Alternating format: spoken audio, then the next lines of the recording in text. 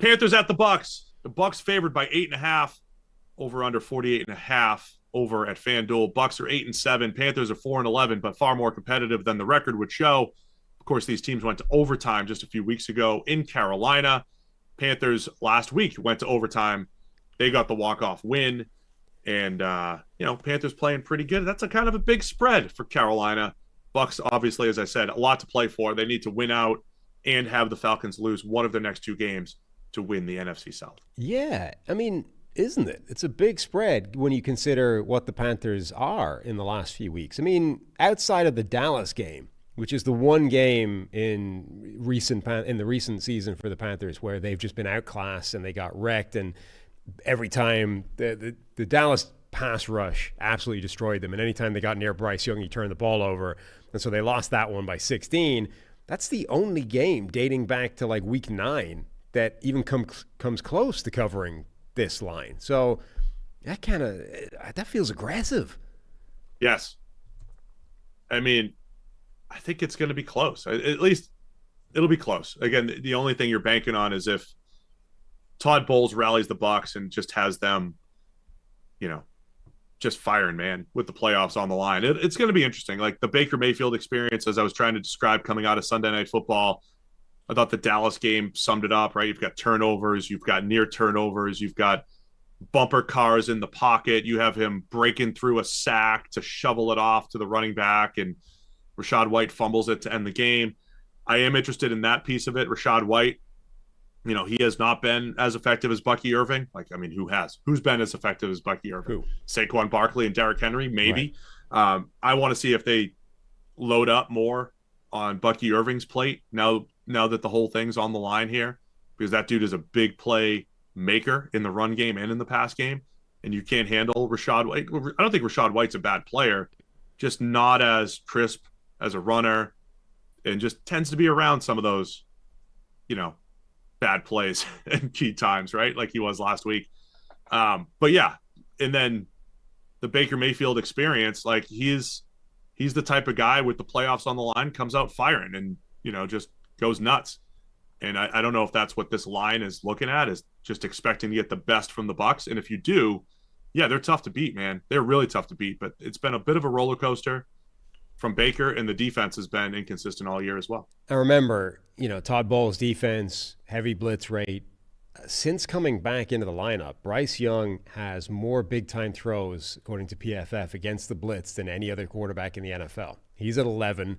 Sam Darnold is at 9. Obviously, that's dependent on how much you're blitzed and how many opportunities you get, but a 9.7% big-time throw rate against the blitz is second in the NFL. It's him and Darnold are the number two, the top two guys, whether by volume or by percentage. And he's only got 2 turnover-worthy plays in those same plays. So, if that's going to be the game plan, again, which it is, because it's Todd Bowles, Bryce Young in this scenario, as in all other scenarios, except when he plays Micah Parsons, has shown that's not going to work. Like, Bryce Young is capable of making big plays now against the blitz. He's also capable of scrambling for positive plays, as we've seen the last few weeks. I feel like this line is massively aggressive, and I think that Bryce Young and the Panthers are going to have some success. I agree, man. I mean, that's what you described, Bryce Young against the blitz. I mean, that feels like the staple throw that we'll talk about throughout the offseason looking into next year. When we look back on this year, anticipation and accuracy from Bryce Young. And last week, dropping throws into the bucket throughout the season when they are sending the blitz, and he's anticipating where to go with the ball, quick decision-making, the complete opposite of what we saw from Bryce, either the majority of his rookie season or in those first 2 games. It's been outstanding, including throwing to the middle of the field. So, I think we see another great game with Carolina and Tampa Bay. The only question is if Tampa Bay does actually, quote, want it more, and that matters in this game. But from a schematic standpoint, or from a game plan standpoint, want to see if there's more Bucky Irving from Tampa Bay. Also, the Mike Evans factor.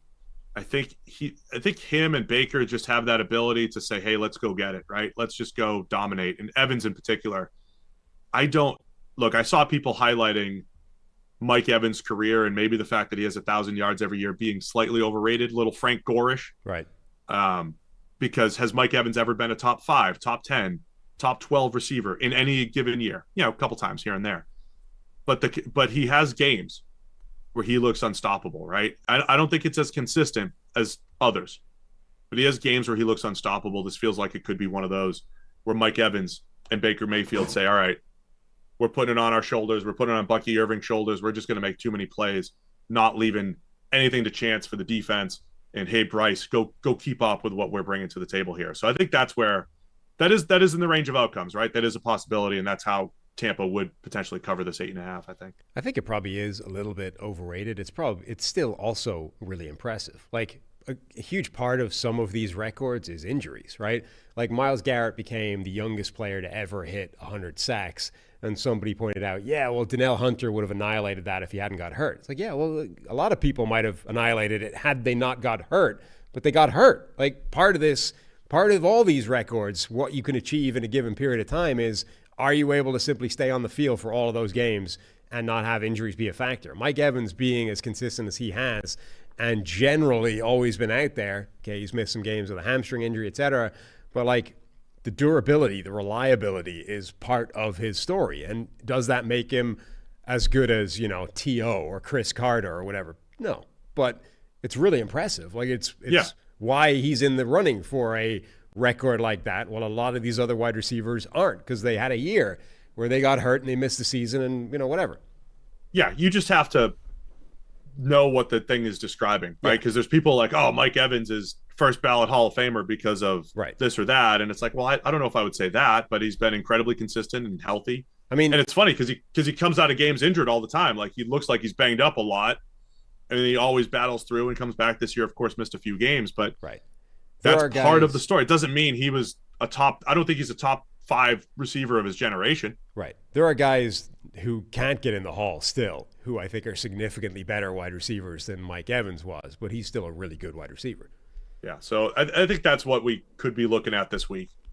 Mike Evans going off, Baker, Bucky, those guys going off here. But I'm with you. I think the spread is a lot. I'm assuming you're going to go Carolina here. I am. I'm going to go Carolina. I feel like this has also got some shootout potential. I think this could be reasonably high scoring. But I think, the Panthers can keep it within that massive line.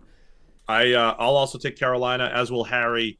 And like I said, if Carolina does pull the upset, massive implications for the Sunday night football game as far as Washington and Atlanta goes. From Tampa Bay's perspective, they need to win out, and Atlanta needs to win one of their next 2.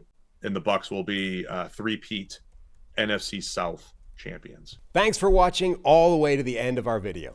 For more great content, click here to subscribe and here to watch another video. We'll see you again soon.